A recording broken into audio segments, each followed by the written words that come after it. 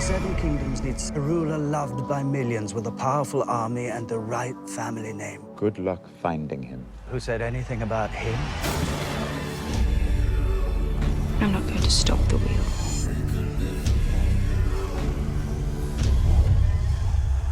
I'm going to break the wheel.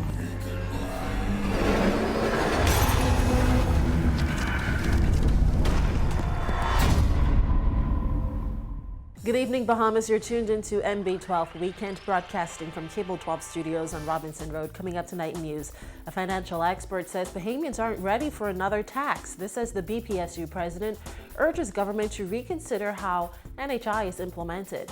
MB12 Weekend counting down the top clips of the week, plus International Women's Day highlighting the value of women. I'm Paige McCartney. We've got those stories and more straight ahead on MB12 Weekend.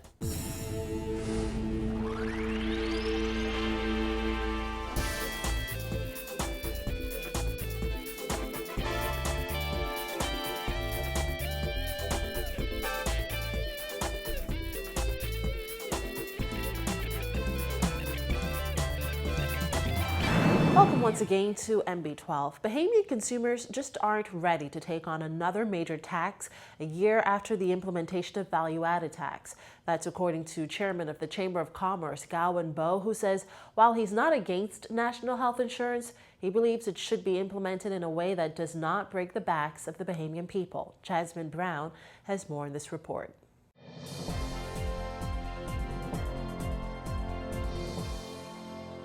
Bowe says the way he sees it, the Bahamas cannot take another heavy tax.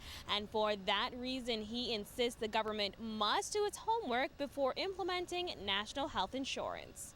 At this point in time, I would say that we certainly aren't ready for any significant tax increases. In the House of Assembly last week, Health Minister Dr. Perry Gomez said a new tax would likely be introduced to fund NHI, asserting a new tax would be better than death. However, Bowe says further taxation should not be a burden.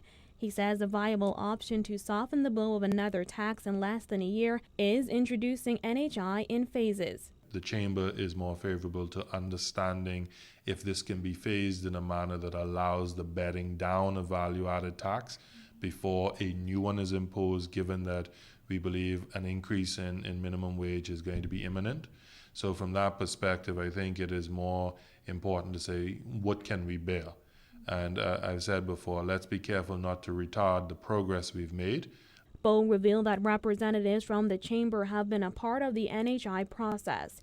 He says, like value-added tax, proper studies need to be done to determine exactly how much the Bahamian people should be taxed. So there's nothing that prevents similar analysis being done. And what we would then have the benefit of saying, well, we've done the value-added tax. So could we have withstood a higher VAT rate? If we could have, then is that the room for the national health insurance? But before we get to that path, let's make sure that we're fixing what we have.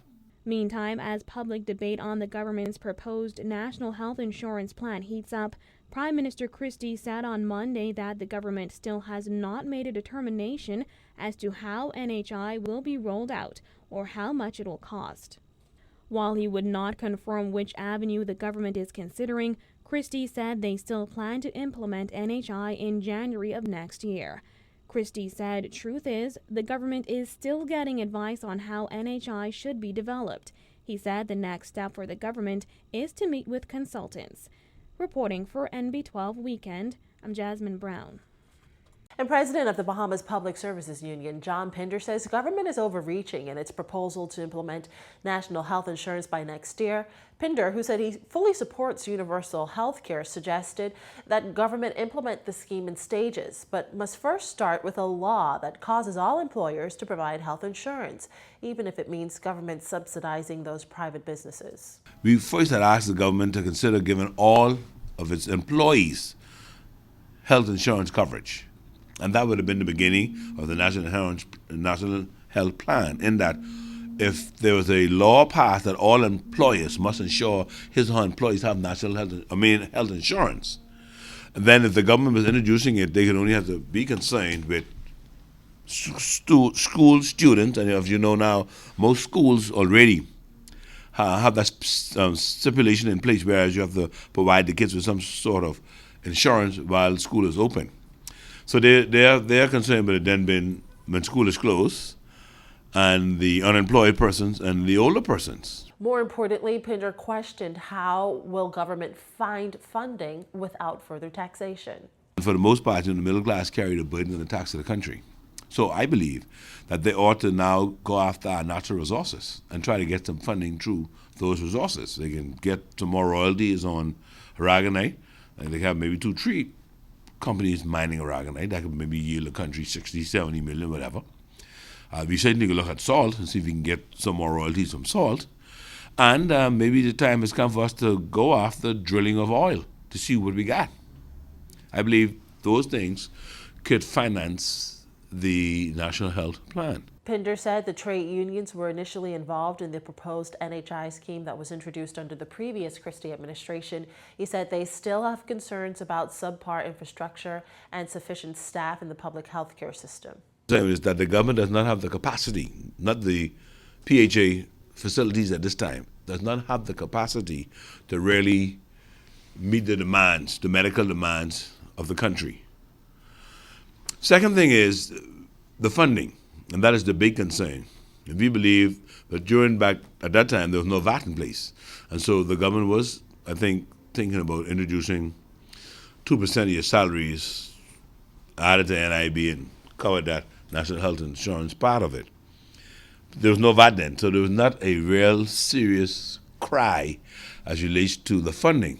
In other news, when news of possible layoffs at the Bahamas telecommunications company first surfaced more than 2 weeks ago, questions arose about who actually controlled BTC, while company CEO Leon Williams is seeking to set the record straight. The government of the Bahamas did not negotiate away from cable and wireless management control, nor did it negotiate away from cable and wireless the position of let's start first with chairman of the board, or the 4 seats majority control of the board, or the positions of CEO, CFO, and COO. Those conditions, as per the shareholders' agreement of April 6, 2014, still remain under the purview of cable and wireless. Some critics have dismissed the deal as a face-saving agreement, as it would not result in Bahamians regaining control of BTC, something Christie has promised on the 2012 campaign trail. However, Christie has repeatedly said it represents a fulfillment of his election promise to regain a majority stake for the Bahamian people. And unscrupulous importers have bilked the Bahamas Customs Department out of $5 million in customs duties by falsifying invoices. That's according to Comptroller of Customs Charles Turner, who said his department had only discovered the outstanding funds after the establishment of a post-clearance audit unit last year. Turner told MB12 that while it was still too early to tell if Customs had received a noticeable influx of fraudulent invoices following the implementation of value-added tax in January, he noted that Customs was currently investigating issues with some importers regarding duplicate VAT invoices. Despite identifying the value owed to Customs, Turner didn't provide an update on collection efforts. While Turner said that he was pleased with the progress, he noted that the smuggling of tobacco, ammunition, and firearms remain a top priority as Customs takes on a greater involvement in border control operations.